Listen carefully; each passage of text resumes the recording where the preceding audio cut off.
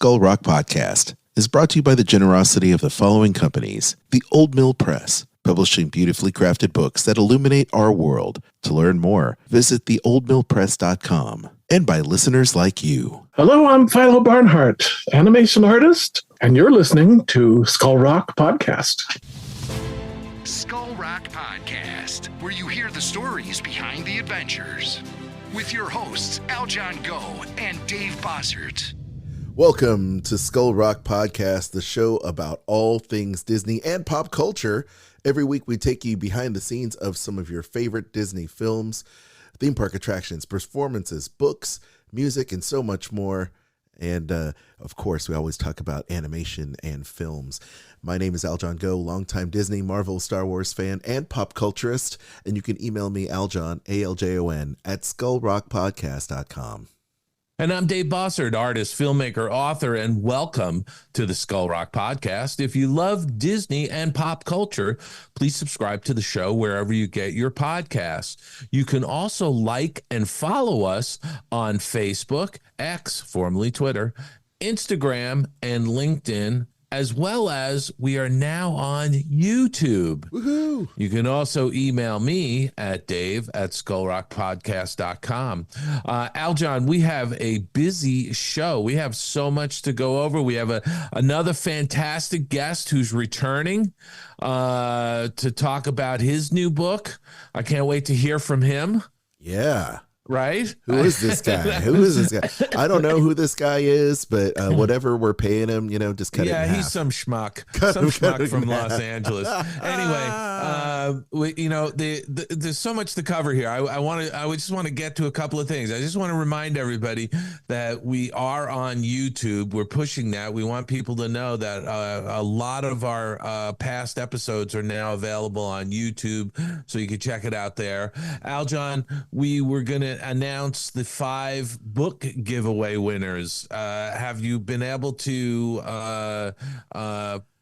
pull names out of the mysterious randomizer? Exactly. So we have here the mysterious randomizer. Let me get my randomizer sound effect here. Here you go. And the randomizer has come up with the following 5 winners. Once again, Dave, you don't have to be in the United States to win the physical copy. We've got digital copies and audible copies as well. But you've got to get back to us. So we want Spencer Wright to get back to us, Joanne Anderson, KB Art, Scott Rosen, and Rob Reeves. Those are our winners. I'll have it in the show notes. Congratulations to Spencer, Joanne, KB, Scott, and Rob. So fantastic. Awesome. So we got 5 winners. So it's up to the winners, and we'll repeat them at the end of the show. Yes. But you got to reach out to us with your contact information. We're going to need, your address for shipping the book, yep, or an email address where I can send you how to get the digital version. Exactly. So once again, Aljon, read those names out. Okay. The names are Spencer Wright, Joanne Anderson, KB Art, Scott Rosen, and Rob Reeves. Yeah, there's some familiar names in there. There's the longtime listeners. We've heard from some of those people. Absolutely. Yeah, Spencer Wright is one of our longtime listeners. He is, and he's definitely one of our contributors to our tip jar. So we do appreciate that as well. And once again, we provide this show for you every week, absolutely for free, and we certainly appreciate all the help to kind of upkeep all the webisodes and things like that on the site. So we appreciate that. And go ahead. The next thing I want to mention, this is kind of exciting. One of our past guests, Arnold Leibovit, Arnie sent me a press release. He's doing another screening in Los Angeles, and I want our listeners to know about this. Oh, okay. He's screening the 1960 Time Machine, produced by George Powell. Yeah. It's a classic sci-fi movie. Time Machine, a restored version of Time Machine, and 3 restored Puppetoon cartoons. So all of those are going to be screened on October 5th.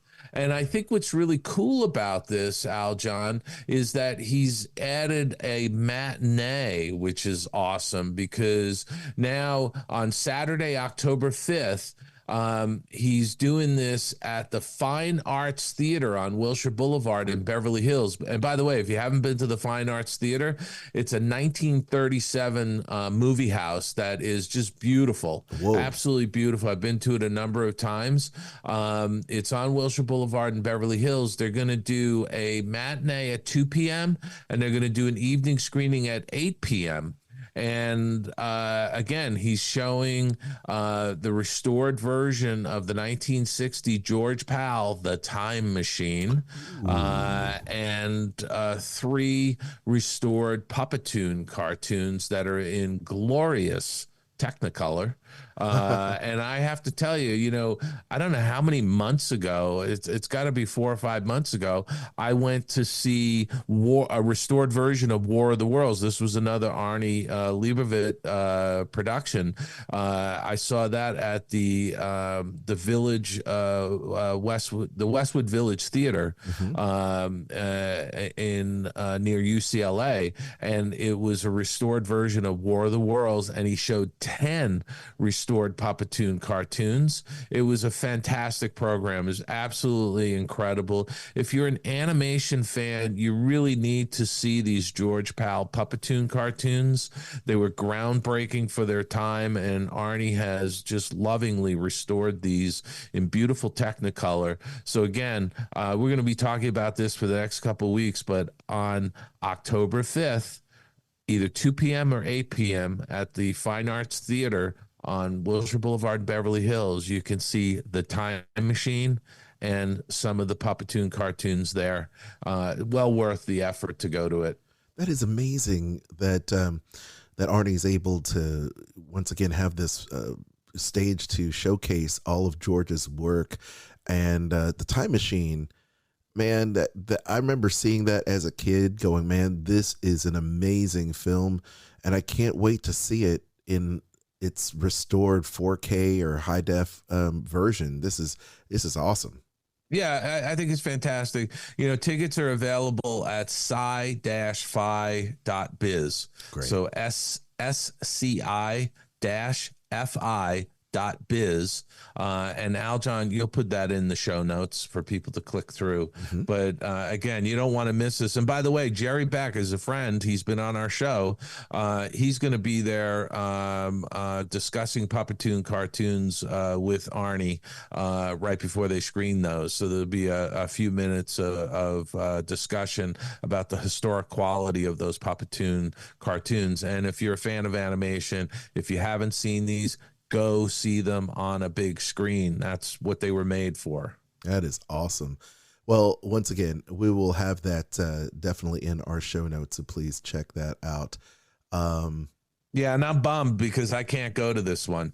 You know, I'm going to be traveling that weekend, so I already told Arnie I can't be there, but gosh, I'm just so envious of everybody who's going to be able to go. That is so cool, man. Hey, by the way, I don't have a whole lot of email for our listener feedback this week, other than the fact that Stan Solo had said, happy 200th episode. And thank you, Stan. I do appreciate that. And it's Stan is does the Grand Circle podcast with Chris Bannis. Yeah. So shout out to them. Yeah, absolutely. And we do appreciate that. And it's great. And once again, all you have to do is leave a message there. Click the link in our show notes and leave a message. We can play it on a future episode of the show. If you have a question or just want to say hello and where you're from, we always appreciate that. So that is so much fun. And now it's time for our picks of the week. Before, Dave, you get in the hot seat for this week's show to talk about your brand new book, let's talk about what you've been streaming this week.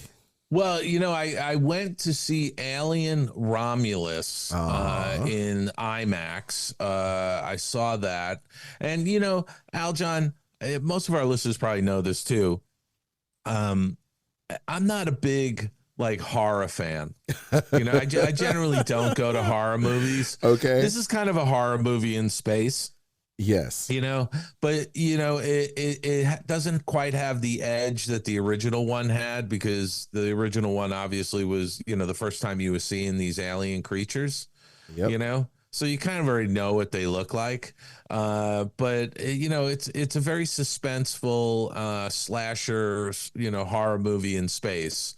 The premise is space colonizers come face to face with the most terrifying life form in the universe while scavenging the deep ends of a derelict space station. You know, this movie is exactly what it is. It scares the crap out of you. You know, it's a horror movie in space. Yes. It is very well done, by the way. And I particularly liked the derelict space station because they really made that lived in. It didn't feel sterile. It felt like it was lived in, and then something happened while these colonizers are you know, exploring it and looking for stuff. You know, again, very good production value. I did feel the movie was a bit tedious. That's just me. And again, I'm not a big fan of these films, but I do remember seeing the first couple Alien films with Sigourney Weaver, which were excellent, very well done. This one is a very well done film. Obviously they're milking the franchise, and you know, on Rotten Tomatoes it's got an 80%. On IMDb it's got 7.4 out of 10, and Metacritic it's 64%. Generally, it was an okay movie for me, but I don't particularly love the genre. All right. Now, on the small screen, I did watch a documentary that is, I saw this on Amazon Prime, Lenin's Last Weekend. Have you seen this documentary? Not yet. It was from 2020, and insight into what was to be John Lennon's final interview includes an abundance of archival footage, photographs, and conversations with people who knew him. Yes. I thought this was an excellent documentary. It was very well done.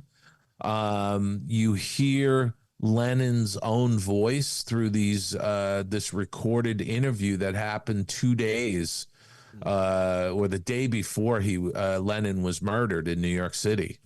And it's a very well done documentary. If you're a Beatles fan, if you like rock and roll documentaries, check out John Lennon's The Lennon's Last Weekend. And you can see that on Amazon Prime. I continue to watch Bad Monkey with Vince Vaughn, which episodes are dropping on Wednesdays on Apple Plus. Former Miami Police Department member turned health inspector Andrew Yancey, who's played by Vince Vaughn, investigates a case involving a human arm. He navigates through eccentric characters and unexpected challenges, all while dealing with his own personal struggles. This is an excellent series, and I highly recommend it. If you got Apple Plus, check this out. Let's see what else. I stumbled upon a show on BritBox that I absolutely love this show. I think it's hilarious, and I don't think it was intended to be hilarious. It's called The Good Ship Murder on BritBox. Okay. Former police detective Jack Grayling now pursues his dream of becoming a cabaret singer on a luxury Mediterranean cruise ship, investigates a series of murders on board with the help of ship's first officer, Kate Woods. Now, I'm going to say this is like a cross between The Love Boat and, you know, Midsummer Murders. Okay. And it's like every episode there's somebody being murdered on board this cruise ship. If this really happened, I mean, that cruise company would be out of business. Nobody would be wanting to go on this cruise ship. But every week, you know, every episode there's somebody being murdered. But it's filmed around the Mediterranean, on board a cruise ship, and certainly in places like Malta and other areas of the Caribbean. It's really kind of funny. And each episode after they solved the murder, the main character, Jack Grayling, the detective, who's the cabaret singer, he's played by Shane Ward. He sings a song at the end. It's hysterical. It's like Lounge Lizard stuff.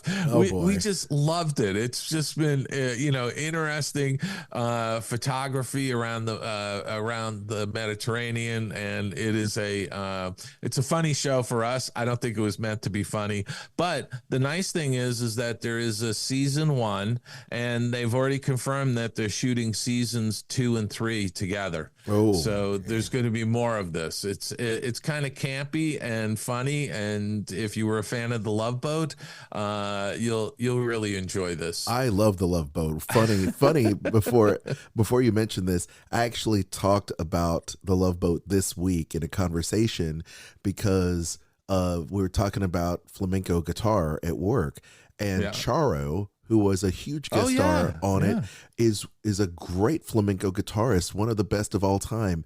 And of course, she would do the whole little coochie, coochie, coochie, to do the whole thing there on The Love Boat and guest star. She was great, but people don't know that she is an amazing flamenco guitarist. Wow. And well, so, there you have it. And there you go. Of course. And what do you know? You're talking about The Love Boat this week on the show. I know. So amazing. Yeah, it's crazy. It's like The Love Boat / murder. I love The Love Boat of murder. Yeah. Maybe somebody will come up with a combination Love Boat and zombies. Oh my. That'd be awesome. That'd be crazy. Derelict cruise ship populated by people trying to survive and avoid the zombies roaming the ship. Funny you say that, because they've done a couple things, whether it's Cesar Romero's Dawn of the Dead or The Walking Dead, where they go on a ship and then I'm thinking maybe they'll get on some kind of cruise ship or some kind of oil rig or something where they can stay away from everything. But of course, they only leave us hanging. So, well, and of course you had Pride and Prejudice and zombies. Well, of course, Pride, Prejudice, and Zombies. And there was, that was I enjoyed that movie. What? I enjoyed Abraham Lincoln and the Zombies. That was pretty good. Yeah, so let's do Love Boat and the Zombies. Why not? Anyway, I also watched a show called The Change. It's a 2023 comedy drama on BritBox. You can also see it on Amazon Prime. 50-year-old mom of 2, Linda, isn't exactly thrilled when she finds out she's menopausal. In an attempt to claim her identity back, she leaves her life behind to live in a caravan in the Forest of Dean. This is hysterical. It's absolutely hilarious. 30-minute or so, 35-minute episodes. Bridget Christie plays Linda, who and all the characters in this series are just these quirky individuals. There's Susan Lynch plays Agnes, and Monica Dolan plays Agnes's sister Carmel. It's just wacky and funny and just an enjoyable show. Check out The Change. And again, this is another one where it's one season, but they have confirmed that they're shooting a season 2 of this, and it was being shot in July last month. So it's coming back. It's really well done. And then finally, over on Netflix, I am watching the final season of Sweet Tooth. Which is, takes Sweet Tooth is a hybrid played by Christian Convery. He plays a character called Gus, who's half human, half deer. On a perilous adventure in a post-apocalyptic world, a boy who's half human and half deer searches for a new beginning with a gruff protector. The gruff protector is Nanzo Ananzi. who plays Tommy. And he's a massive human being, by the way. It's got a great cast, really interesting characters. This is sort of the hero's journey to save the world. Really enjoyed this series. I watched, obviously, season 1 and season 2, and this is the final season. It will not be coming back after this because it wraps up at the end of season 3. So there you have it. That's what I've been watching, Al. John, what have you been watching? Oh, well, a couple things, but I'll tell you, just so our fans know, that Sweet Tooth is based on a DC Comics series created and written and drawn by Jeff Lemire. So oh God, I wish I had said that, because we were going to get hammered with emails. Someone's going to email us and be like, guys, you didn't mention that. Yes, I'm sorry. Was it a comic book or a graphic novel? A graphic novel, I think. Graphic novel, yeah. And I think the Fall Out Boy music video for Sugar We're Going Down is actually based on that graphic novel as well. So if you look at that, you'll see that there's a boy dressed as a deer. I think that is reminiscent of this. Anyway. And by the way, it's a very well done series. It looks great, Dave. It really is. If you haven't checked it out, you should really try it. Give it a couple of episodes. It's a great premise and great character development. Awesome. I tell you what isn't great, and what isn't great character development is what I saw this week. I didn't list it on here, Dave, because I'm going to surprise you. Okay. My wife and I streamed The Mousetrap this week. The Mousetrap. You might be scratching your heads going, what is that? Well, this is the latest film that you can find on Amazon Prime. This is the first film to use Mickey Mouse, a.k.a. Steamboat Willie, from public domain. And it's a horror movie, as you could expect. Oh, God. Now, do you remember last year we talked about how Winnie the Pooh went into the public domain and we saw Blood and Honey, and it's just a joke of a movie? And it's horrible. It's absolutely horrible. This is the same. I cannot get my time back for this. And where my wife said, would you watch Blood and Honey 2 with Winnie the Pooh? She goes, sure, why not? And I was like, it sucked. And this movie, although there may have been like very few highlights, by some of the cast, it's just really bad. The premise is this. It's Alex's 21st birthday, but she's stuck at the amusement arcade on a late shift, so her friends decide to surprise her. But a masked killer dressed as Mickey Mouse decides to play a game of his own with them when she must survive. It's bad, Dave. It's bad. I give it about 2 stars. I probably should give it 1 out of 10. Sophie McIntosh, who's in it, she is the lead. She's been on a few things, and some horror movies and such, and she's not bad. Some of the other cast members are not necessarily bad. The 2 cops that are trying to find the killer are horrible. And it's not scary at all. It's hardly any blood. It's not scary. It's not good. So please pass on Mousetrap. I felt like it was just an excuse to put a lot of the old Mickey cartoons there as, why would someone be inspired to go on a slasher binge by watching Mickey Mouse? That doesn't make any sense to me. So I think they just wanted to be the first to use it. And what a horror! Just because you can doesn't mean you should, right?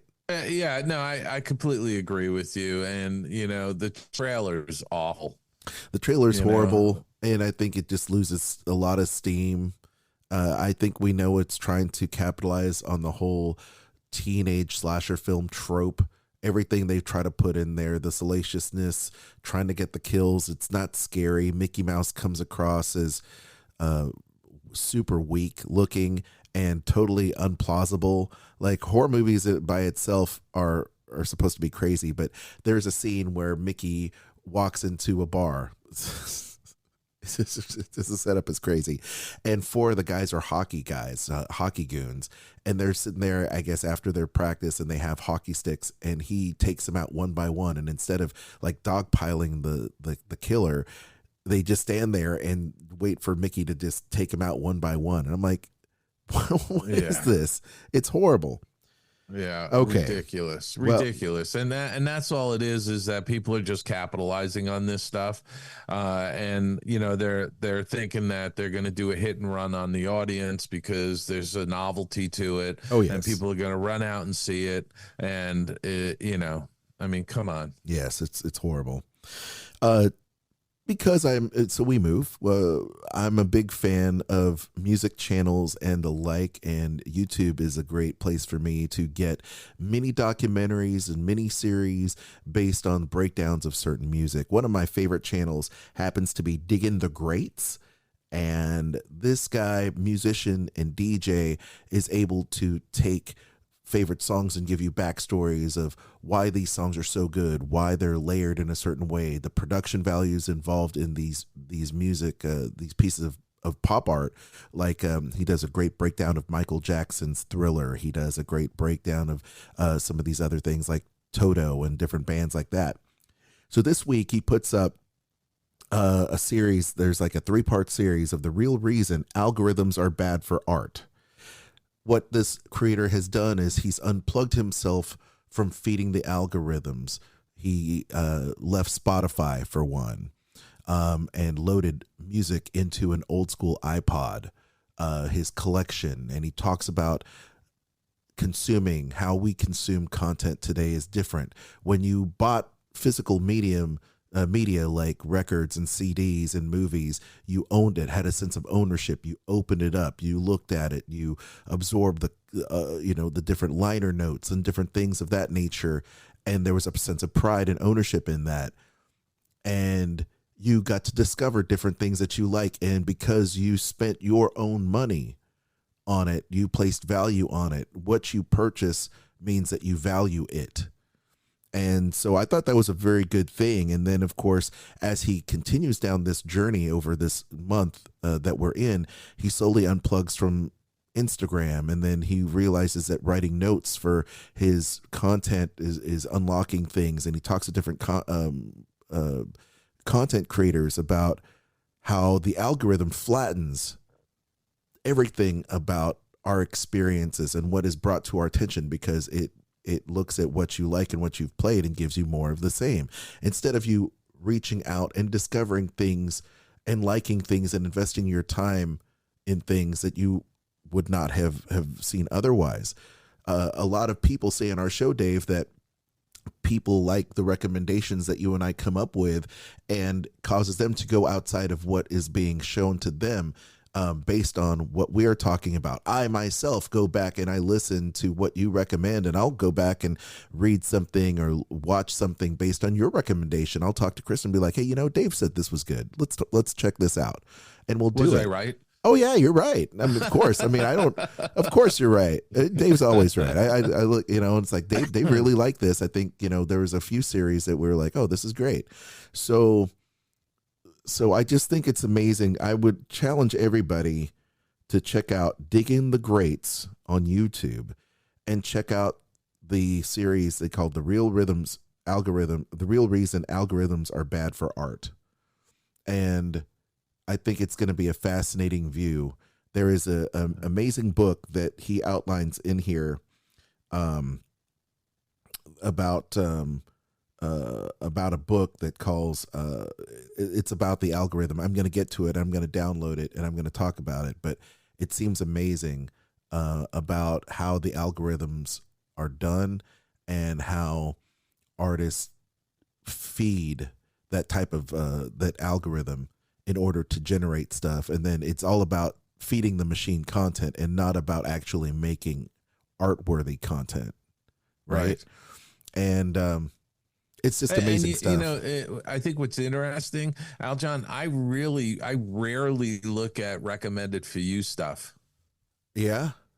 I rarely look at it because I'm not interested in seeing what an algorithm is telling me I'm going to like.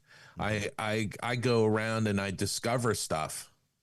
That's good. And I'm reading all the time. So I may pick up on, there's this show I hadn't heard about. Now I'm going to go watch it, So, that to me is how I like to consume my content. I like to discover things. I do too. And, you know, sometimes people, especially with music and books, but in music, I will look up a genre because I unplug. Some of our fans know that I was in commercial radio for nearly 20 years. So I've spent a lot of time in that space, listening to compilation CDs that record labels would send me and things of that nature. And I would discover things, and I would go into our vaults of records and things and discover stuff. And while that's great and all, I think if we feed the algorithm and continually stay within our bubble, we'll never discover really great things, whether it's art, music, or books or whatever, or simply just interact and savor the relationships we have and find new ones. You know, I think we spend a lot of time on our phones and we don't live our life. And I know that if you follow me, it might seem contrary to what I do, because I do post to promote our show and to promote music, but it's really fascinating. So check this out. And this is not the only person to do these kind of deep dives. I talked about a Netflix documentary about the algorithm, and so check that out. It's fascinating, but that's what I've been checking out this week. Not as much as you, but some really cool stuff. If you've got something you'd like Dave and I to check out, please reach out over email, send us those links and recommendations, and we'll check them out for a future episode. Skull Rock Podcast, ripped from the headlines. It's Skull Rock Podcast headline news. All right, before Dave gets in the hot seat for the interview this week, talking about his new book, let's talk about someone who's re-entering the Marvel Cinematic Universe, and this goes to fellow Brat Packer. Is he a Brat Packer, Dave? Would you say James Spader's a Brat Packer? Maybe he's on the fringes. I know he was in Pretty in Pink. He was in Pretty in Pink. I think he was part of it, but I don't think he was like in the middle of it all. James Spader, one of my favorite actors from NBC's Blacklist and so many more shows, Boston Legal, of course, made a name for himself in Avengers Age of Ultron as a titular villain of the series, is returning as Ultron for Marvel's new TV series.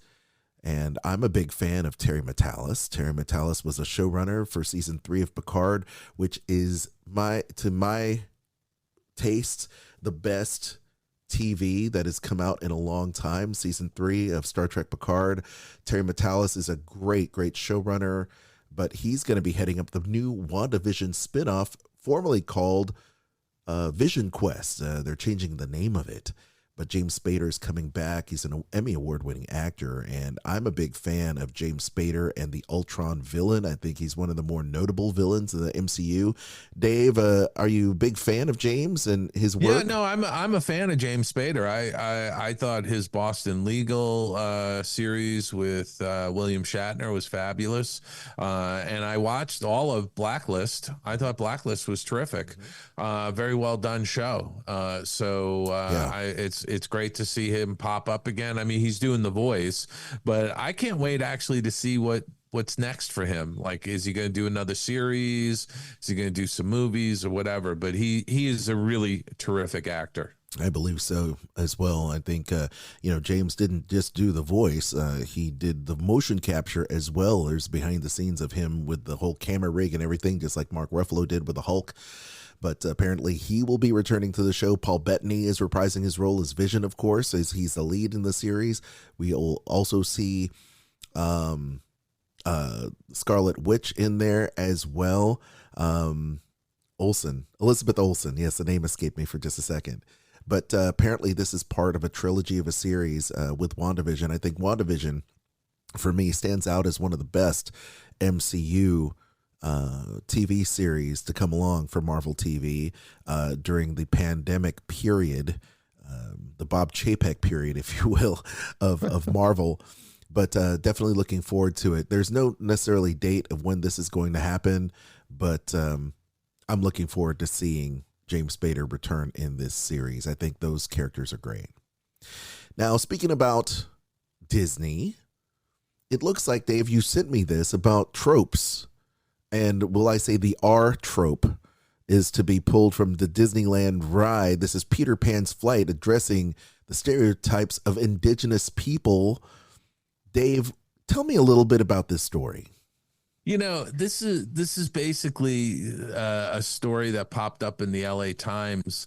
It was kind of buried in the paper, by the way, where they're going to redo the Indian encampment in Neverland on the Peter Pan ride. And I saw a picture of what because they've already done it down in Orlando at the Magic Kingdom.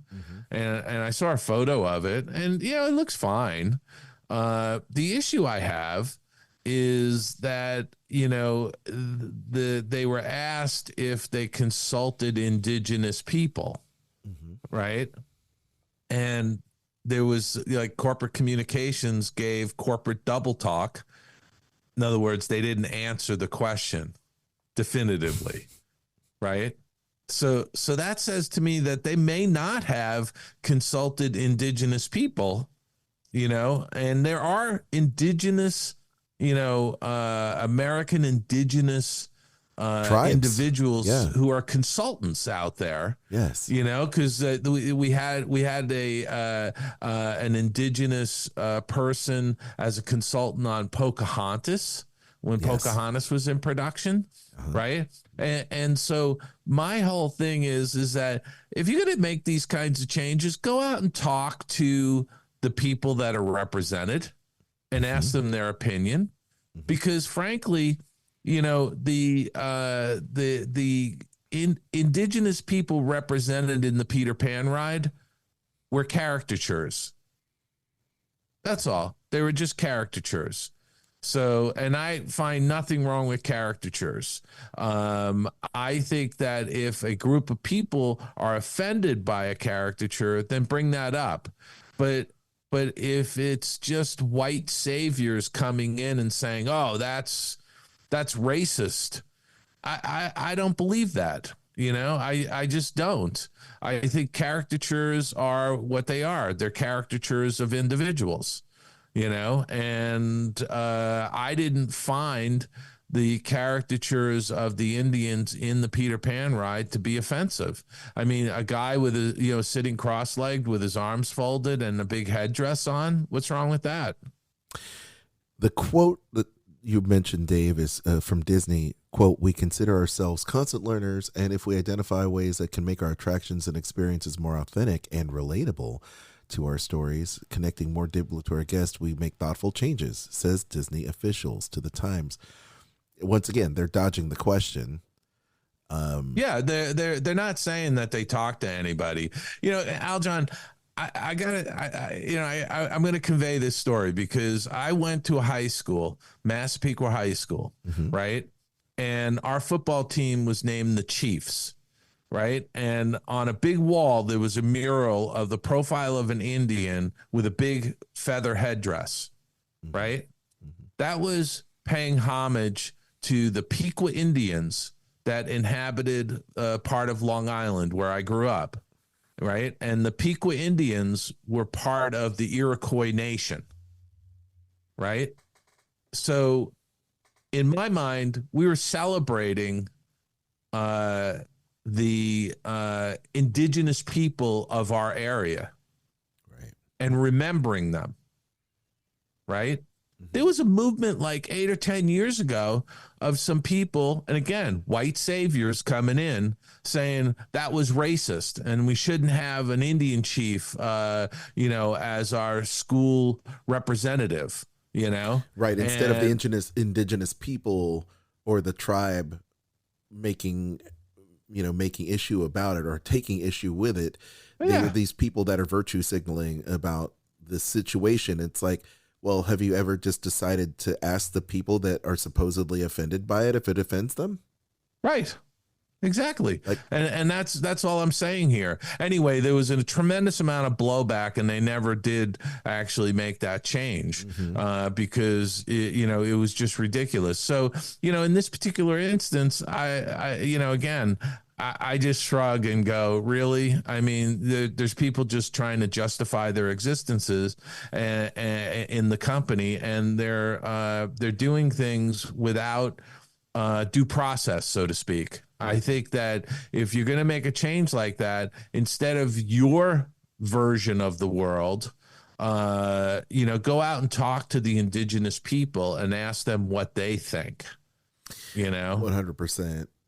I think people try to learn and change as time moves forward, but I think it's always important to check the pulse of the people that are supposedly offended by it before doing anything, because their voice needs to be heard. And if they're not offended, maybe we're just causing a big stink about nothing, right? Yeah, there you go.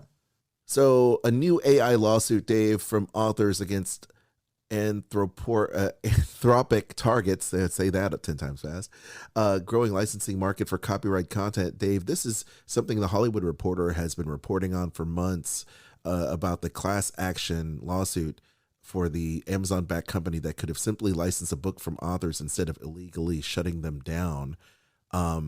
What's going on here? I mean, again, there's just going to be continued lawsuits cropping up with these large language models that are the basis of these,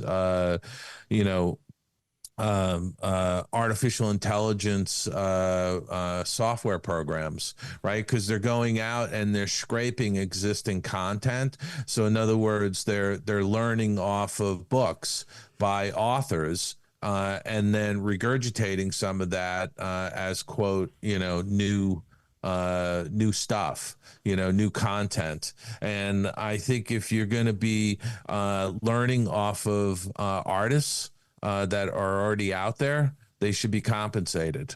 And I think that this is something that our useless Congress, because they're all just lining their own pockets. But if they were actually working for the American people, they would be looking at this and putting in some guardrails legally that these companies have to operate within. So you're just going to continue to see these types of lawsuits popping up because all of these AI companies are scraping what's already out there. And we've talked about AI in the past and people being fearful that their jobs are going to be taken and stuff like that. But you have to realize these artificial intelligence models are basically scraping what's already been done.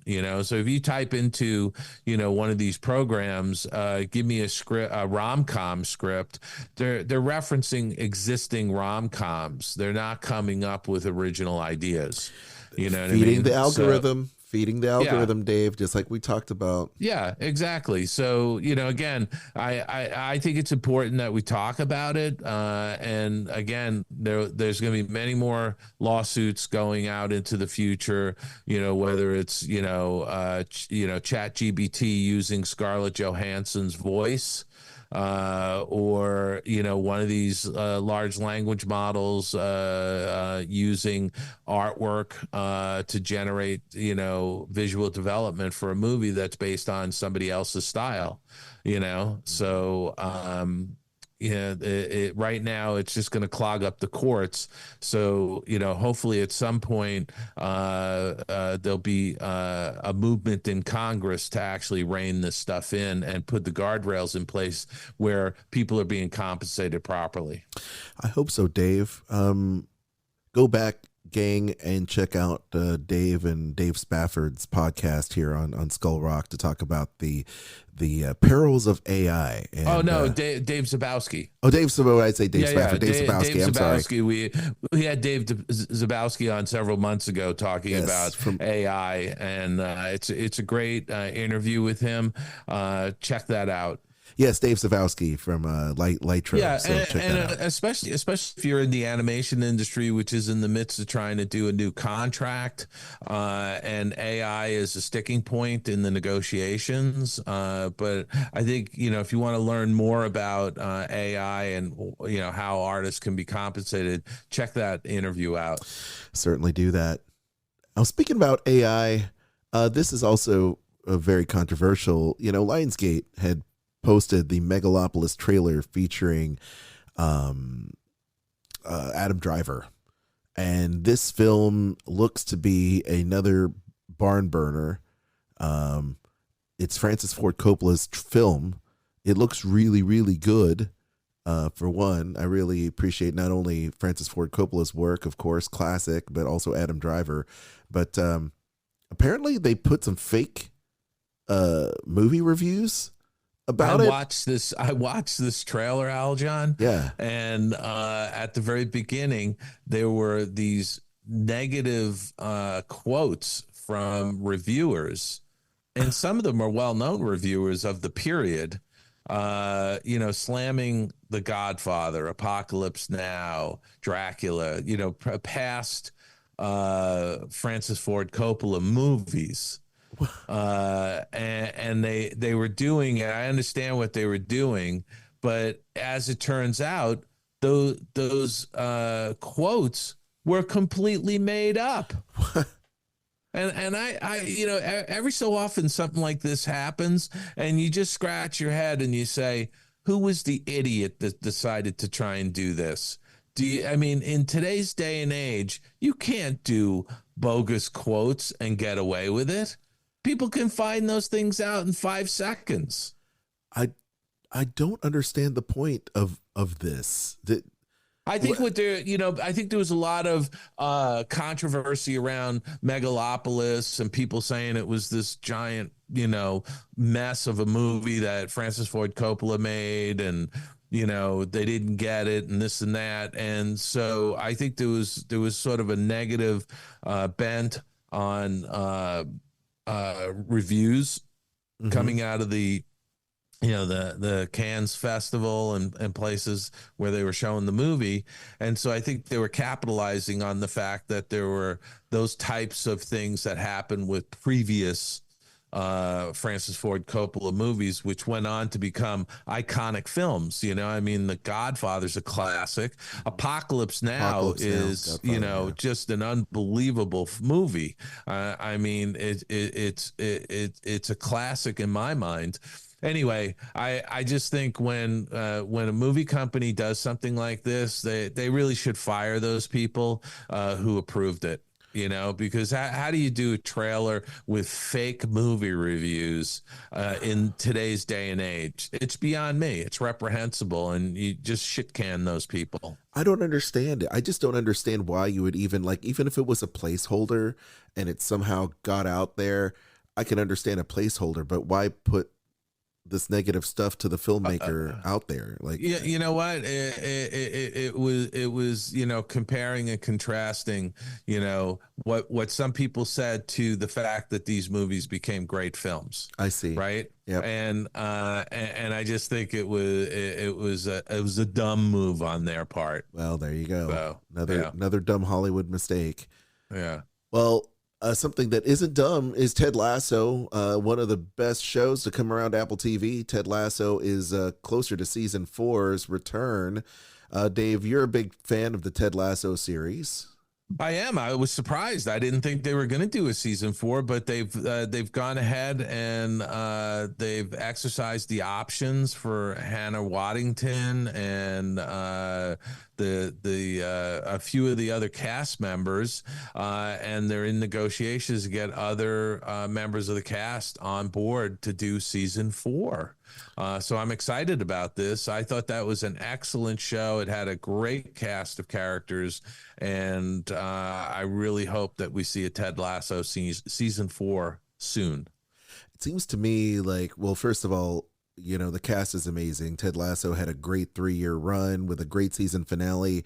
It felt like it was pretty much over, but having a network resurrect a series after a definitive finale seems to me jump the sharkish, Dave, because we've seen this happen time and time again, where a show was on its last leg. They finally give a great send-off and close the door to what was a decent series, and then they bring it back maybe with some tweaks, and it just loses the luster of the initial series. I hope that's not the case here. I mean, again, I'm hopeful that they're bringing the whole cast back and they're going to continue the story. I think it would be fabulous. There's more story to tell there. It was a great show, and so we'll see what happens. There you go. All right, this week's, Dave, go ahead and say it. Obituary roll call. Oh man, not to laugh about it, but it's always nice to hear Dave voiceover right there. This week, we lost a legend of the daytime talk show circuit, a pioneer, if you will. This is Phil Donahue, passing away at the age of 88. The 11-time Emmy Award winner presided over the program for nearly 30 years, forged a path for Oprah Winfrey and others to follow. I grew up in this generation where daytime talk show was not was taken seriously and didn't go into the bizarre circus that took place in the 90s with Jerry Springer. You actually took Phil Donahue seriously because he tackled news issues of the day in a panel discussion, which I appreciated. He died Sunday night in New York following a long illness. And he was the man. He was the talk show host. I think the one thing I would say about Phil Donahue, when you read the obituaries, he really was the first talk show host to actually go into the audience with the microphone and have audience members ask questions, which brought that participation in. So it wasn't just a couple of talking heads on a stage. He actually went into the audience and got the audience members to ask questions of whatever the topic was that was going on. And I thought that was really terrific. He had an amazing run. Absolutely. I mean, he really did set the formula and the tenor for the shows to come to this day. So rest in peace, Phil Donahue. A couple news stories in the music world that we neglected to mention last week was Jack Russell, the former Great White singer, passes away at the age of 63. Of course, he was the lead singer of the band Great White. A lot of people know his song Once Bitten, Twice Shy that hit the top 40 back in the 80s, late 80s. He was 63, and he died peacefully, surrounded by his family and friends. Jack is loved and remembered for his sense of humor, his exceptional zest for life, and unshakable contribution to rock and roll, where his legacy will forever thrive, said a family spokesperson. He apparently had a dementia and a muscular or MSA diagnosis, and it's really sad. A lot of people, of course, remember him from his band, but I think one of the more tragic things about him was do you remember the fire that took place during in Rhode Island, the nightclub fire where there was a lot, it was like 100 people died. Yeah. Was he performing in there? Yeah, it was his band that was performing in there. Right. And of course, there was their pyrotechnics that started the fire. Yeah, it was really sad, but I will say go back and check out Great White MTV Unplugged as a great performance. He does a cover of Led Zeppelin, and it's absolutely amazing. Another musician, Greg Kihn, with the song Jeopardy and the breakup song, passes away at the age of 75. Of course, he's been parodied time and time again with Weird Al. But Greg Kihn Band is a staple among classic rock radio. And so you remember the song, Dave, right? I do remember it vaguely. Yeah, there you go. I lost on Jeopardy, baby. Yeah. I would play it, but I get pinged every time we play music on this podcast, so I'm not going to do it. Even like 5 seconds of it, huh? We can. We have to keep it under a certain number of seconds. I was going to. This is what happens when your podcast becomes so popular. They start trolling us to say you can't play that. Well, there is a song right there. So you heard the song there, the breakup song, bum bum bum bum bum bum. That song. All right. Anyway, only do 5 seconds of that. That was about 5 seconds.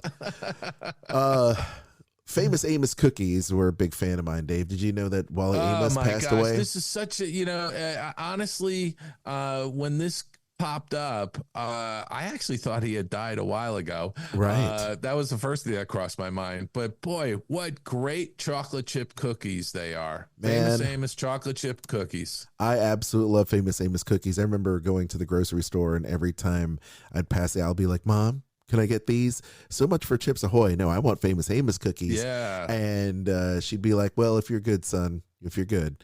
And occasionally we go down the aisle and she'll get me some, which was awesome. But of course, Wallace Amos Jr. was born in Tallahassee, Florida, July 1st of 1936. And just like that, he was, a living legend, made famous for his cookies. He got R&B legend Marvin Gaye to invest in his company early on.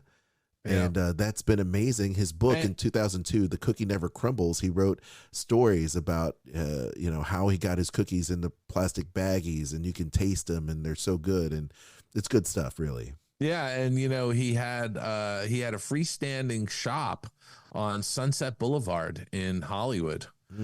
For many years at the peak of his popularity with the famous Amos cookies. And he really kind of kicked off the cookie craze, the chocolate chip cookie craze, because then it was followed by, Mrs. Fields and others that were making cookies, but Wally Amos was the originator, I think, of, a branded chocolate chip cookie.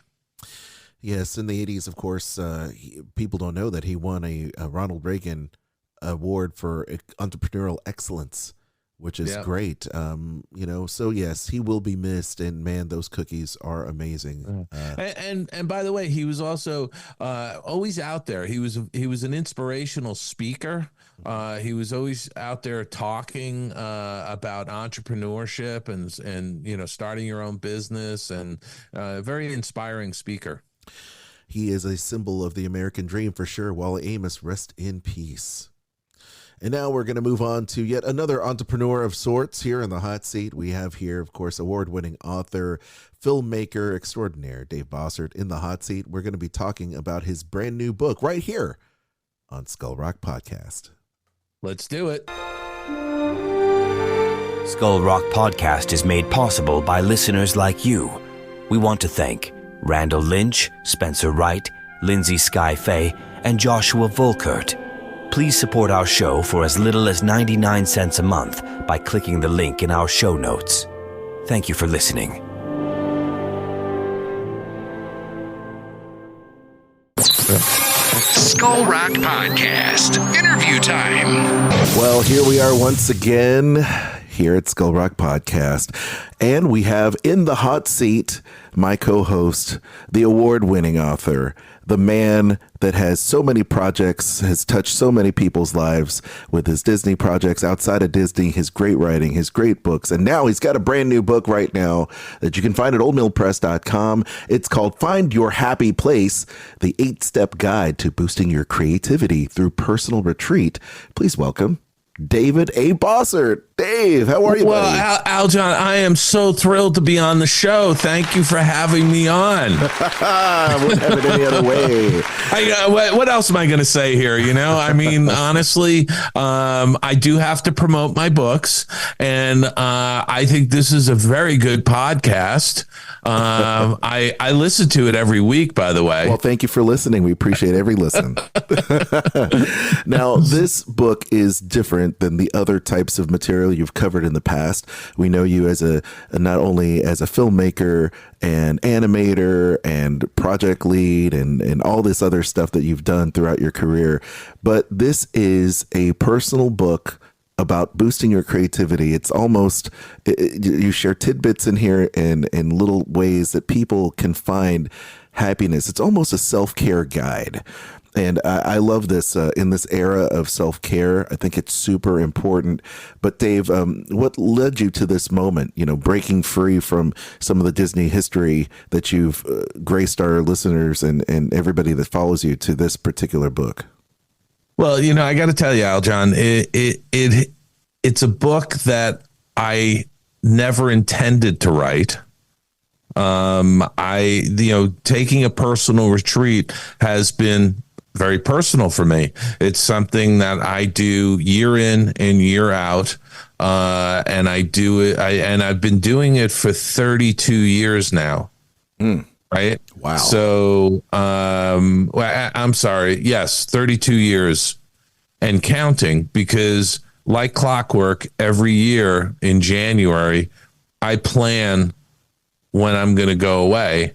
And the personal retreat for me is that it's personal, I'm by myself. Nancy doesn't come with me. The family's not with me. I am absolutely by myself, and I am plugged from the world. I don't, look, I have my cell phone with me, and I give proof of life calls to Nancy every day, in the evenings, that's what we call it, proof of life. I call her in the evenings, but during the day, I'm completely unplugged from all the digital devices. I'm not checking in all the time on anything. I'm not doing emails. I'll do some emails in the evening or early in the morning, but during the day on my retreat, I'm completely unplugged from everything. And it's a way for me to sort of review the year gone by and to think about the year coming ahead of me and the things I want to accomplish and how I'm going to accomplish those, those goals and things that I want to do. And so it's become, a habit, a routine. It's a very personal thing. And I didn't really talk about it probably for the first 20 plus years, but then, people picked up on the fact that I would do this every year, and I would start getting people asking me questions and all of this kind of stuff. And I opened up a little bit about it in one-on-one conversations. And one of the individuals, by the way, that was asking me about it was a writing instructor turned friend from the UCLA Writers Program. And, he was the one that suggested, he says, you ought to write a book about this whole process that you have. And I thought about it, and I thought, man, I don't really want to do that. It's kind of a personal thing. And then the pandemic hit, so, we were all locked up during the pandemic for however many months it was. And I wrote a first draft of this book just because I was, sequestered in my home. Right. Well, and I wanted to be productive. So I did a lot of writing that year. Prolific. So the book says, imagine discovering your own personal retreat where you can reconnect with yourself and unleash your creativity. It's a place where you can explore your innermost thoughts, set goals, ignite your passion, and find the stillness and clarity you need to make those goals a reality. And I guess there wasn't no better place than the pandemic to really get those thoughts out onto paper with your creativity and really share the way that these types of retreats happen. But let me ask you this, though. Retreats, your personal retreat, can you define what that is for our listeners? Because it's not just a vacation, it's something else. It's deeper. It goes deeper than that. Yes. And, some people, when they hear the word retreat, they immediately think, oh, I'm going on a yoga retreat, or, it's a religious retreat, or something along those lines. But this is very different from those things because, on yoga retreats or religious retreats, you're going with a group of people. And there's human interaction, and there's sort of a schedule for the day. You're going to do Bible study, or you're going to do yoga workouts or something like that are all group activities. For me, a personal retreat is just that. I'm just going by myself. And I'm also going to a place where I can find a spot where I have little to no human contact for hours on end, if I choose to. Right. So for me, it's the ability to be completely by yourself, disconnected from all your electronic gadgets and everything. In fact, I do writing sometimes during the day when I'm on my personal retreat, but I'm writing longhand in a notebook. I don't have a computer with me because where I am, I don't even know if there was an outlet I could find. And if there was, I'd probably have to have like a 300-foot extension cord for it or something like that. So, for me, and by the way, Aljon, I think that a lot of people will have a hard time trying to do this initially because we are so conditioned to be checking our phones every 5 minutes. And our phones are buzzing and pinging, and to shut your phone off and to not have that, and to go for 3, 4, 5 hours without checking your phone. I'm not sure there's a lot of people that can do that, but the benefits you'll get from doing it, I think, will be very profound. There was a time, because Dave, there was a time before this personal retreat, there was a time before cell phones, where you had been working so hard and long. You were putting in 60, 70-hour days. You outlined it early on in your book. 60, 70-hour weeks. 60, 70-hour days. I'm sorry, weeks. I'm sorry. Yes. Thank God there isn't 60 or 70 hours in a day. Because sometimes it feels that way, though. Dave, listeners know you don't ever sleep. But in that time before, were you a vacation person? How did you unwind and balance all of these projects and yet also have some type of personal life? Or did you not have a personal life? Oh, no. Listen, this personal retreat is above and beyond going on family vacations, right? So we always did family vacations every year. And we typically, for many, many years when Sydney was very young and then Marley was born, we went to, a nice resort in the Caribbean, where, we were able to get, 1 year, actually a couple of years, we were able to hire a local, babysitter, to help, watch our daughter while we were relaxing and enjoying ourselves. And when I say that, it wasn't like we left her someplace. It was like we were all at the beach, but we had somebody who was watching her, running around on the beach and, jumping in the water and stuff like that while we were trying to get a little relaxation in it ourselves. Yeah. And so, we had our family vacations, but this was separate from the family vacations. This was something that I wanted to do. And I will tell you, and this, what my career has been like. I've done, just literally hundreds and hundreds and hundreds of projects, throughout my career. I mean, just with my, heading up the special projects group for the time I did at Walt Disney Animation Studios, I lost count on how many projects we had done when we got over 600. Right. So yeah, that to me, aside from, working on the feature films prior to being in special projects, I also did like 100 commercials from the late 80s to the early 2000s, with some boutique studios and things like that. So I was always doing stuff and always busy, but what enabled me to do that was actually taking this retreat every year and sitting down and thinking through what I did over the past year, what I was going to do in the coming year, and then setting those goals and setting some action plans up that was going to allow me to achieve those goals.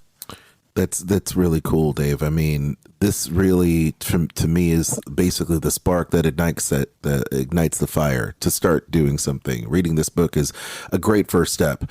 But for you, the first step may have happened at a really low point, maybe, in your life. The impetus, you had some personal things happen in your family, great loss. You had, of course, the 100 million projects you're working on, and maybe not feeling satisfied. Am I hearing that? Well, I think when you read the introduction that I wrote to the book, it talks a little bit about a low point when my brother passed away and my father died like 18 months later, really from a broken heart because my brother had died. I was already in the midst of this 32 years of doing the retreats. So for me, having that time for myself allowed me to process all of those, low moments, if you will. And I would argue that most people don't take that self-care, that time for themselves to process the traumas that we all experience through our lives. Yeah. When we lose friends, or we lose parents or siblings or whatever it is, a lot of us don't deal with that kind of loss or grief in a productive way. A lot of times it's vented in negative behaviors, and so for me, having been doing that retreat year in and year out, and then having those things happen, that retreat was a lifeline for me to process those things, But I actually started taking the retreat, when my daughter was born. Okay. My oldest daughter was born. I felt like, I need a little something every year just for myself. Okay. And Nancy was completely cool with that. She totally understood. And also, she does it as well. Okay. So I think that it's healthy for your relationships, but it's also healthy for figuring out what you want out of life, because we're all here for a finite amount of time. And what is it that you want to get out of your life? What is it that you want to do?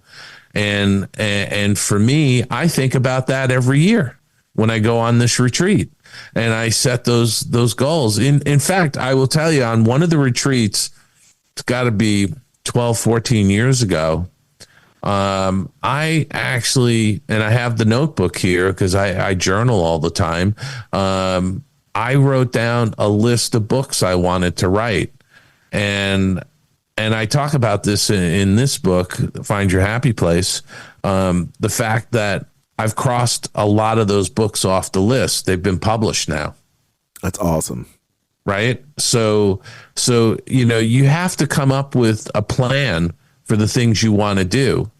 And not only have a plan, which is your map, but also have an action plan to execute, to reach those goals, right? So I talk a little bit about that in the book, and it's not just about goal setting. There's a lot in this book that I think is useful, from actually setting up and how to do your personal retreat to how creative thinking works. I don't think a lot of people understand how their creative mind works, and I explain that quite a bit in one of the chapters. And, again, all of these things that I do have worked very well for me and have afforded me a wonderful life and a wonderful career so far. Dave, you touched on something I thought was really cool, was the fact that you're connecting with your creative mind, but yet you're setting goals and planning from the outset. Were you always an organized person? Was that something you learned over time, or was it something that you learned in the school of Disney Hard Knocks, because you started you were so good at your job, all of a sudden one begets the other and it just grows on top of and top. It's like, hey, just hand it to Dave because he's super organized. Was it something that you had always been, or something you had to work on?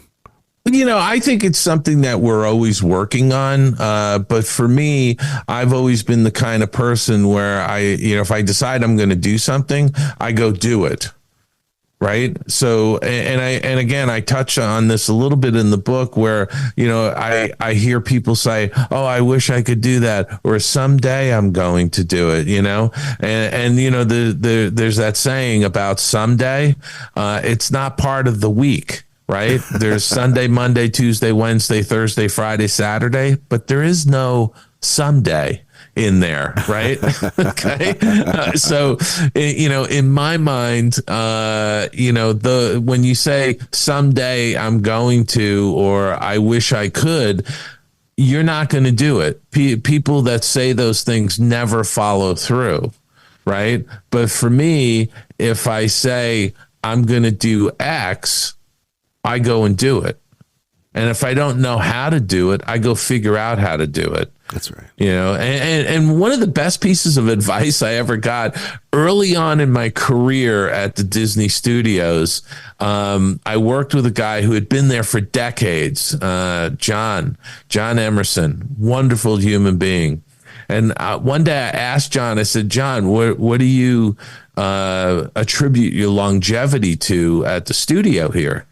And he paused and he looked at me, he says, well, Dave, I always said yes. And I said, well, what do you mean by that? He says, well, he said, if somebody came into my office and said, John, can you do whatever it is, X, Y, Z? I always said yes. And he said, when they left my office, I'd go, oh, crap, I don't know how to do that. I got to go figure that out.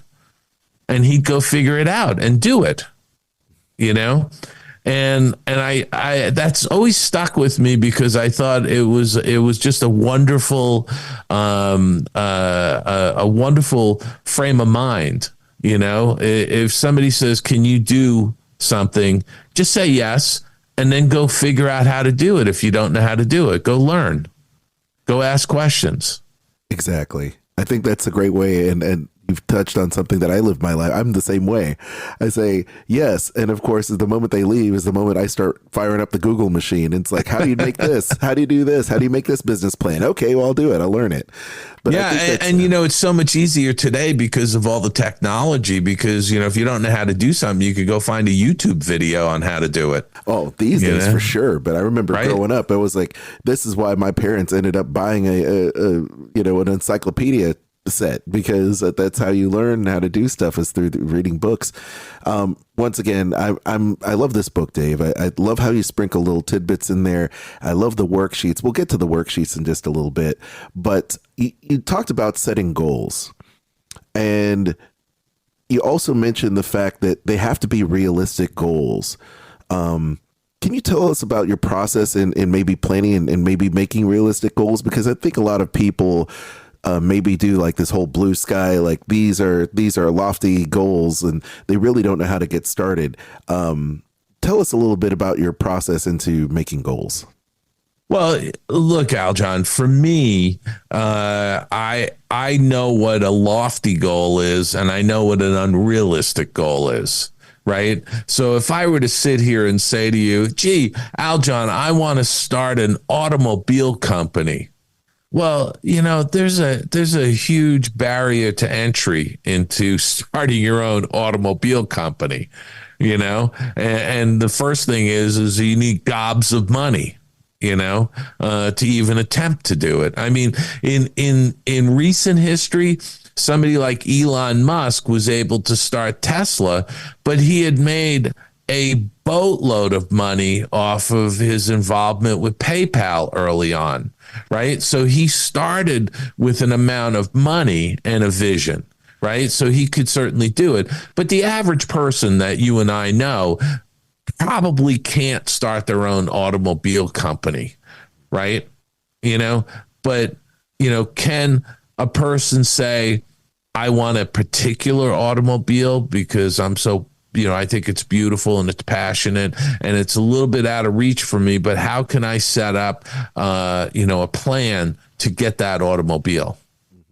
Right. Right. And that's probably not the best example, but I'm just throwing that out there. But for me, you know, when I wrote a list of books I'd like to write, well, I sat there for hours thinking about different things that I knew I could write about, and then processed and thought about, well, you know, could I write a book on, you know, this, and could I write a book on that? And I sit there and go, yeah, I can do that.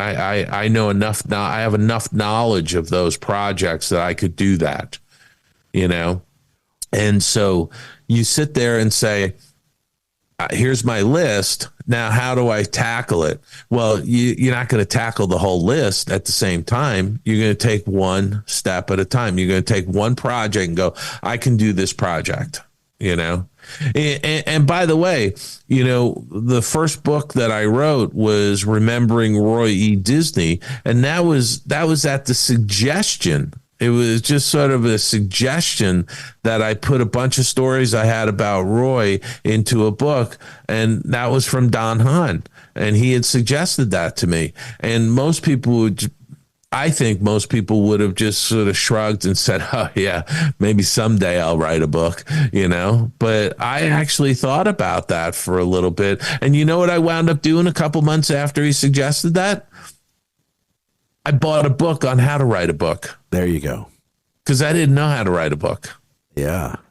You know, and so you teach yourself. And that's a big part of my retreat is learning. Mm-hmm. And learning about things that you're passionate about or things that you want to do, but you don't know how to go about it. You have to figure that out and you have to learn.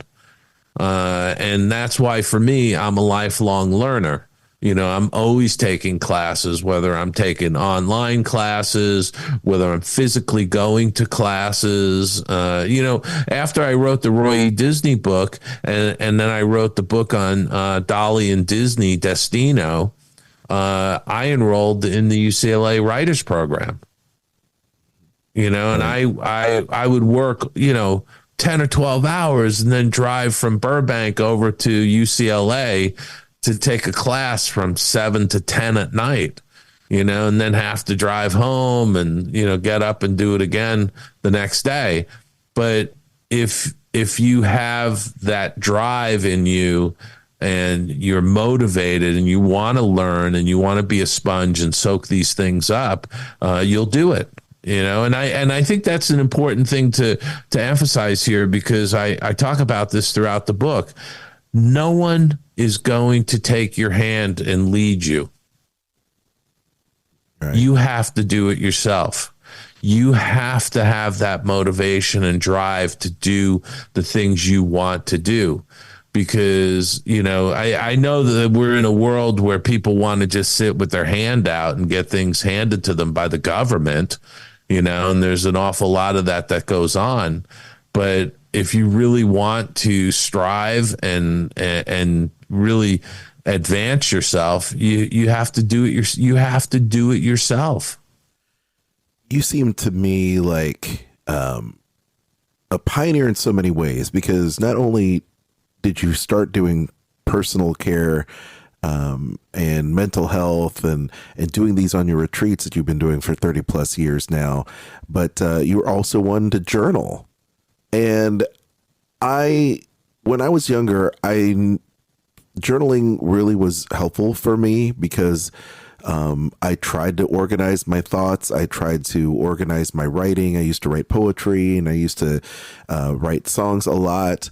And it really certainly, you know, helped me get stuff on paper, because that's the first step into making it a reality, in my opinion. You dream it, you put it on paper, then you know that it's not just something that just disappears into the ether. What's it like for you to be someone that journals a lot, and what is your thought process in actually getting started in journaling? Well, I talk about journaling in the book a little bit because that is part of my retreat, and I would just tell our listeners, if you're going to start journaling, you don't need to go out and buy an expensive leather journal with a lock and key and a Mont Blanc fountain pen. I use college ruled notebooks that you can buy, for next to nothing at Walmart. In fact, I remember picking up a bunch of them at a Walmart for like 50 cents each. Yeah. This was years ago. I'm sure they're probably $1.50 now, or $1 or something. I don't know. But these 200-page college ruled notebooks that have cardboard covers to them, that's what I use. I write on both sides of the page, and I fill that, and I move on to the next one, and I probably go through 2 or 3 of them a year, And and sometimes there's a stretch where I might not do it for a couple of weeks or a month, but I always wind up catching up, and I have journals that go back now, Aljon, to the 1980s. Wow. And so it's kind of your record. And you're the only person that looks at it, right? So it's your journal. You can write anything you want in there. You dump into it, and you can say what you want. It doesn't have to make sense. You can ramble if you want. You could draw pictures. You could do whatever you want in your journal. And someday you may take them and use them for kindling for the fireplace, if that's what you want, or maybe, you'll use them, maybe at some point in the future, I'll use them to reference, to write something that's maybe a little bit more memoirish. Oh, we would love that. I think I speak for everyone that's listening that we would love that. I want to know a little bit more about the place you go, because when you do these retreats, you're out there seemingly in the middle of nowhere, Dave. Where do you go? Where do you go for these personal retreats? Well, I just generally don't want to tell people exactly where I go, partially because I'm selfish and I don't want to give up this beautiful spot to people. All right. And partially because it's sort of my private Idaho. All right. Well, be vague. Be very vague. I mean, and the other thing I would say is that, and I talk about this in the book, Aljon, yes, is that people have to find that spot for themselves, and we all are individuals. We all have things that really resonate with us and things we like. Some people love the beaches. Some people love the mountains. Some people like the deserts. Some people like to be, in a rural farm area. It's to each their own type of situation, but you have to find that place yourself. For me, I found this place years ago, 30 plus years ago, up in the northern reaches of Maine. And part of it, I think, if I really think about it, and I have, I think it goes back to my childhood and my, family going on vacations into New England. And so, the New England area resonates to me, and I like being near the water. And so for me, going to this particular spot, and by the way, it really hasn't changed in like 30 something years that I've been going. Which is kind of crazy, because it's a place.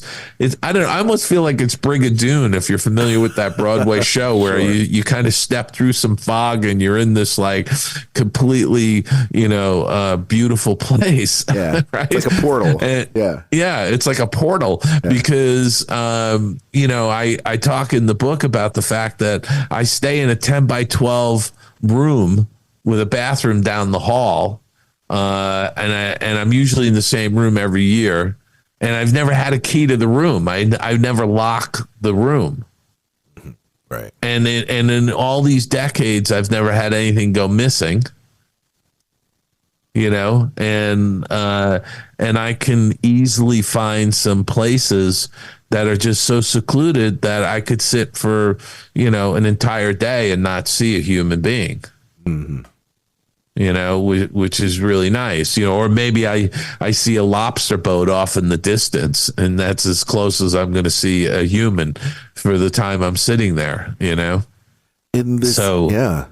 Well, in that time where you're sequestered, you're doing your routine, you're by yourself, how important is it to kind of heal your mind? Because you're unplugging yourself from the entire world. You have your notebook, you're there by the fire, whatever you're doing, right?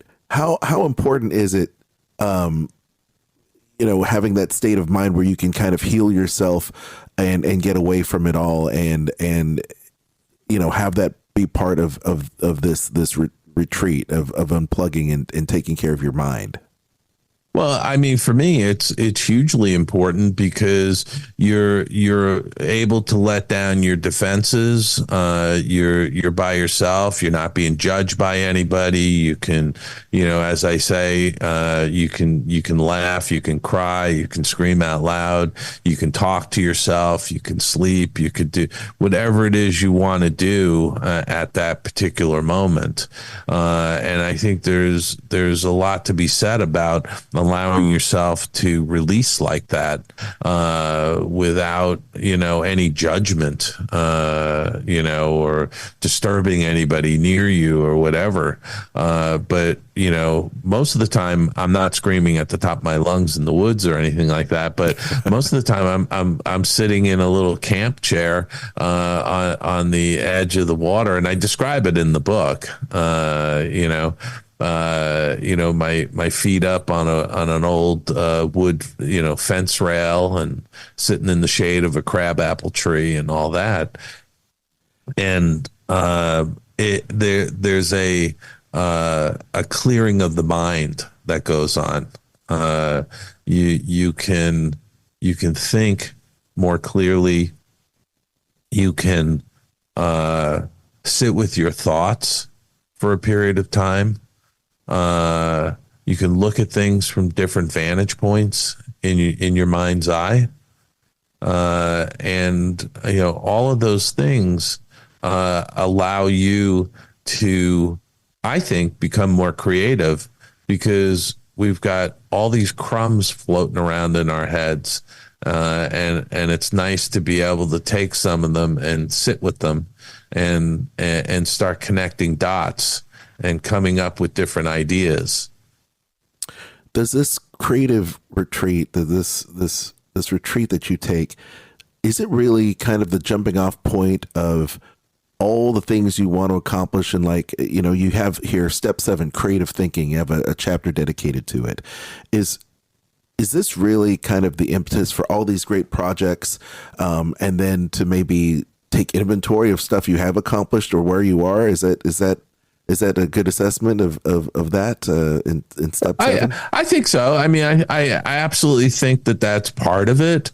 Again, I've been doing it for so long that I have this sort of footprint, if you will, that I follow every year. And, sitting by myself with a notebook and jotting down things that pop into my head, regardless, without judgment, I'm writing stuff down. It's not about, oh, you can't do that. Oh, that's crazy. No, it's about sitting there and, writing things down as they're coming to you, and being able to sit with some of that material and sit with those thoughts, and figure out, how could I do this, or how could I do that? And where do I want to be 12 months from now? How do I want to accomplish that? And laying out those plans for yourself. Do you like self-help? Because I'm looking at this book and I've read a few self-help books in my day, and I just recently read a book about personal finance and about achieving your goals, as you set your goals for how to set yourself up to be to live your richest life, right? Sure. And in that, have you read a lot of self-help books? Was there a particular person or guide when you were doing this and said, you know what, I kind of like this book, and I like these kind of worksheets where you kind of take an inventory of yourself after every chapter? Is there something that maybe you looked at and said, you know what, this is a pretty good guide. I think I'm going to go for it. I didn't, from the standpoint that I don't think there's really any books out there about holistically what I've written about as far as taking a personal retreat and, boosting your creative thinking. I have listened to, like Dr. Norman, Vincent Peale, and Zig Ziglar and Tony Robbins and some of these people over the years, and goal setting is a common thread through a lot of these things. And certainly I talk about it because I goal set. I set goals for myself, and then I break those goals down into manageable chunks that I can accomplish towards the larger goal. And I think that's an important thing for people to grasp and understand. But the worksheets that I added to this book were just that. They were added towards the end of the completion of the book, and they were added at the suggestion of my editor. And I had a wonderful editor on this book who I spent quite a bit of time going back and forth with Leah, who's based out in New York City. And Leah had worked in that sort of self-help space and was familiar with it. Whereas for me, this was a very personal book because, as we mentioned early on, or you alluded to early on in our conversation, there's little bits of sort of memoirish nuggets sprinkled through this book, especially at the beginning, in some of the things that were going on at the studio and leaving the studio and all of that. I talk a little bit about that. And so it was just, like I said, a very personal process for me, and one that has served me so well over the decades. I can't even tell you how well it has served me, and that's really what I decided. Okay, well, I'll dump all of that into this book. I was going to say there's a bunch of great quotes you have here from people. This is from Richard Ramsey, the vice president of human resources at Walt Disney Company, retired. He says, Bossert has thoughtfully invited his readers into the genesis of his personal retreat process. He has given us a look behind the curtain as he has navigated through both a significant personal and professional change. The 8 steps shared provide a step-by-step jump-starting one's own retreat practice in refreshingly straightforward and a practical way. Wow. It's really cool to hear Richard talk about your book in this way. Someone that has had a lot of pull in the company. What have your peers thought about this book, and what have your peers thought about the fact that you take a personal retreat? I mean, were they surprised, shocked? Have they even tried it in their own lives? I've had a number of people say to me over the years, like, man, how the hell does your wife let you do that? My wife would never do that. My wife would never let me do that. I've had those kinds of comments from people, and sometimes you got to laugh a little bit, but I've also a lot of people who were fascinated by it, and I've had a number of conversations with very successful people that I know and have known for years, and they're fascinated by it, and most people are very inquisitive. They're asking lots of questions. Well, I would say they ask a lot of questions, but have people that have actually gone on their personal retreats that and say, you know what, I'm going to take your advice, Dave. I think this is a good thing. And then I will tell you, Aljon, I know of a few people, because of the conversations I've had with them, that have tried a few days. But I haven't really talked to anybody who's done it longer. Has tried to do it for a week or 2 weeks, and I talk about in the book, I did it for a week for quite a number of years. Then I expanded it to 2 weeks. And then there was a couple of years where I did it for 3 weeks, and 3 weeks was like pushing the limits of, it was almost too much to be away from home. My wife even said, gee, 3 weeks is kind of, a little bit too much. But I think the sweet spot for me is the 2 weeks, because I do talk about the fact that I take a class the first week, and then I spend the second week by myself. Okay. So the week-long class is learning something new, and also kind of winding down from my normal work week. And then, the following week is by myself in the retreat, and then I resurface. So, but I did send it to Richard because I knew Richard, and I wanted to get his sort of evaluation of it because he was an HR human resources professional. Yes. And he was, spent decades at the Walt Disney Company, and I also sent it to the CEO of the Underwriters Laboratories. He's retired now, but he was the CEO of the Underwriters Laboratories, and he read it and gave me a lovely jacket quote. So I with every one of my books, when I write it, I want to give it out to people that I refer to as beta readers. People that would have insight into the material that I've written about. So in the case of like my Claude Coates book, I had a bunch of Imagineers or former Imagineers, read that book and give me any comments or notes, well before the book was published. So I did the same process with this book by sending it out to various people to read and get their particular feedback. And by the way, Aljon, before we even started to record this interview, I told you I had given an advance copy to a friend of mine who lost their spouse earlier this year, and she's still grieving, and we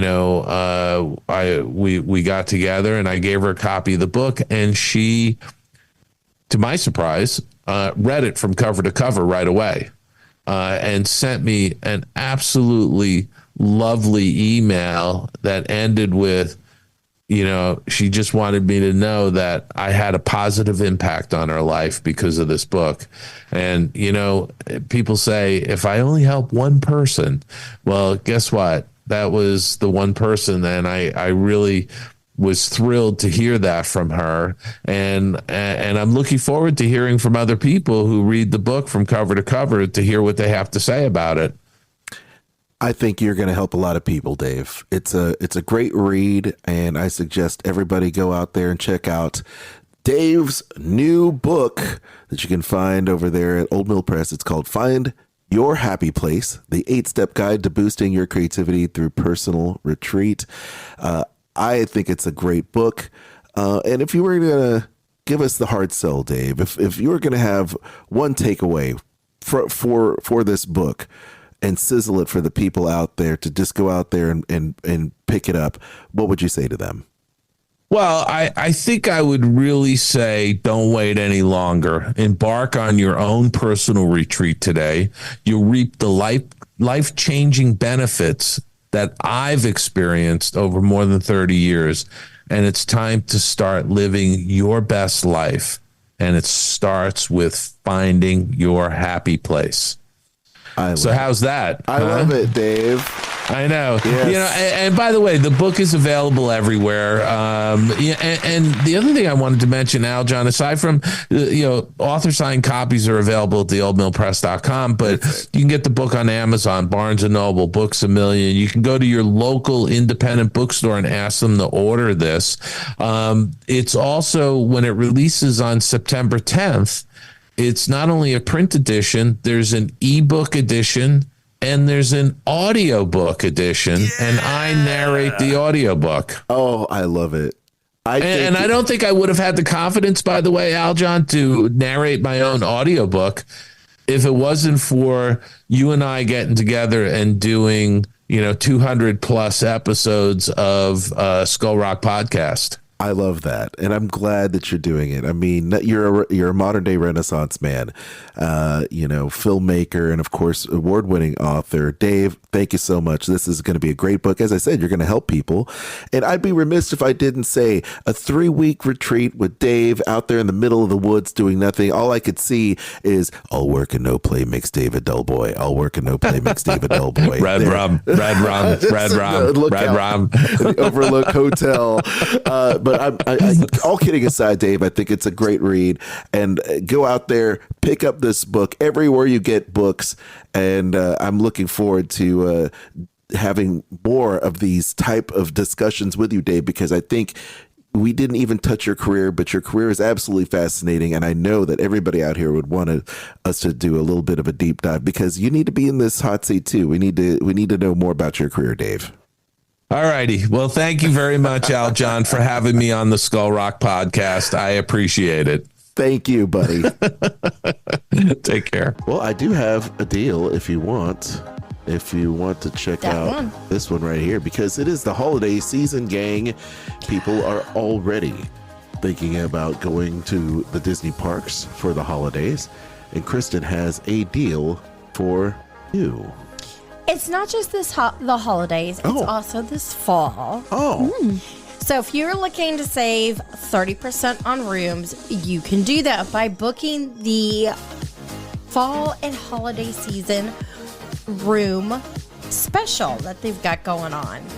And that's going to be for most nights, November 24th through December 25th. You can save a little bit less, but still save money if you are traveling Sunday to Thursday nights from October 6th, which is just around the corner, to November 21st. Now, if you decide to do a room and ticket package, say you're not an annual pass holder, that means you're going to need your tickets. If you do 4 days or longer, you will get the park hopper option for free. Nice. Which I love. I mean, who doesn't want this, especially when the parks are going to be busy? You know, you may go to a park and go, yeah, there's too many people here. Let's go over to this park. That works especially if you don't have very small children. It's very easy to do that when you don't have the stroller. All right. I love it. Well, gang, what? Do you have any additional insights to this deal? Okay, great. Nope, that's all I've got for you. Well, thank you for providing the Disney travel deal every single week here on the show. And if you want to go ahead and take advantage of Kristen's expertise and go into the parks and getting some awesome deals, don't just book straight with Disney. Book with someone you know and love. Kristen, where can people email you for their free quote? They can contact me at themeparksandcruises@gmail.com. Excellent. Hello, everyone. I'm animator Mark Kausler. You're listening to the Skull Rock Podcast. Your attention, please. Now loading on track number 1 for a trip around Walt Disney's Magic Kingdom. Skull Rock Podcast. All aboard. Your main street to the world of Disney. Dave, I could sit and talk to you for hours, and I have, but it's great to talk about your brand new book. And by the way, thank you for sending me the book. It's called Find Your Happy Place. Check it out. We're going to have it in our show notes. And Dave, congratulations on yet another amazing piece of Thank you, of Al art. John. And, you know, and it's always a pleasure being on the Skull Rock podcast. I love this podcast. I listen to it all the time. I do too. No, but you know, every once in a while, you know, we're going to talk about, you know, a new book I come out with. And by the way, we're spotlighting a bunch of other authors in the coming weeks and months with new books that are coming out on things to do with Disney. And you know, Al John, I know you've read the book, but it's a little memoirish. There's some memoirish type of things that I talk about with my time at the studio and different little stories I convey. I kind of pull the curtain back a little bit, you know. I love it. And I think once again, it's a peek into your mind and what you're thinking, what you've experienced. And I appreciate that. And I appreciate the fact that you break it down about how beneficial it is to go on these personal retreats. I think it'll help a lot of people, and I think it will continue to inspire people. So please check it out there at Old Mill Press. We're going to have our link in the show notes. And once again, congratulations to our 5 winners that have checked out our YouTube page and subscribed to it, because they are now winners of the book. It's going to be your responsibility, people, to get back in touch with us. Email Aljon, ALJON, at skullrockpodcast.com, so that we can go ahead and figure out how we can send you the book. Congratulations to Spencer, Joni Anderson, Spencer Wright, KB Art, Scott Rosen, and our buddy, I had it right here too, Rob Reeves. So that's 5 of you. And once again, subscribe to our YouTube page. The link is in our show notes. Awesome. Yes, it is time that we wrap things up. Thank you so much once again for listening to the Skull Rock podcast. And if you love Disney and pop culture, please subscribe to us on all of our podcast feeds. I know you might just have favorite one, but every bit of it certainly helps us out. We can also check out us on Facebook, which is thriving. So please check out Facebook, our Facebook group, also Twitter/X, Instagram as well. You can follow Dave on LinkedIn. You can follow me on LinkedIn as well. And once again, big shout out to YouTube. I would also like to shout out our fans on Sorcerer Radio at srsounds.com. All Disney music all day long. They promote our show as well within their group. And, I'm a DJ there, and it's great. So please check it out. I will also say, please follow me, Aljon Go, on Instagram. I've been playing a lot of shows lately. It's a lot of fun. So follow my music antics as well as the guitars that I'm releasing on a seemingly monthly basis. We're working with great people all the time, as well as our podcast. You can also check out my other podcast, Dining at Disney. Everywhere you can find podcasts, the Dining at Disney podcast, where we talk about food and the Disney theme parks. Dave? Well, I got to say, Aljon, this Wednesday, August 28th at 5 p.m., I'm doing a Facebook Live event with Neil Cantor from the Wonderful World of Animation. We're going to be celebrating the 25th anniversary of Tarzan. Oh, yeah. Also with us is going to be John Ramirez, the animator, who used to work with Andreas Deja. So he's going to be on. So again, this Wednesday, August 28th, 5 p.m., Facebook Live event. Check it out. Check us out on that. I'm going to keep mentioning we'll be in Nashville, Aljon, February 21st to the 23rd for the Animation You All Expo. Yeah. And of course, this month we're spotlighting Pocahontas, Colors of the Wind from Pocahontas on my Tunes Behind the Tunes on SiriusXM Disney Hits, channel 133. Also, you can always go to the oldmillpress.com to get a signed copy of Find Your Happy Place, the 8-step guide to boosting your creativity through a personal retreat. Also, Steve Anderson's new book, Disney In Between, The Lost Years, 1966 to 1986. You can get a signed copy of that as well. And as always, you can go to davidbossert.com. There's tons of free content. We're in the process of redesigning the website. So, boy, there's a lot of stuff going on. It's crazy. Man. And with that, I'm going to say, go out and have a fantastic week, everybody. Be kind to one another. And we'll see you back here next Monday, right here on the Skull Rock Podcast.